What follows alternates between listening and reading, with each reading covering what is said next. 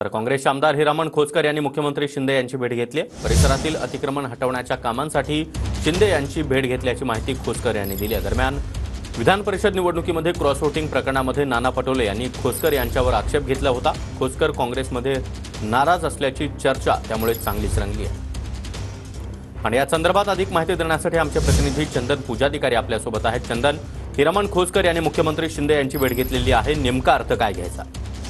खरं तर विधान परिषद निवडणुकांमध्ये ज्या पद्धतीचं क्रॉस वोटिंग झालं त्याच्यानंतर हिरामण खोसकर यांच्यासह इतर आमदारांवर देखील शंका उपस्थित केली गेली होती। मात्र या सगळ्या पार्श्वभूमीवर हिरामण खोसकर यांनी थेट नाना पटोले यांच्यावरच गंभीर स्वरूपाचे आरोप केले होते।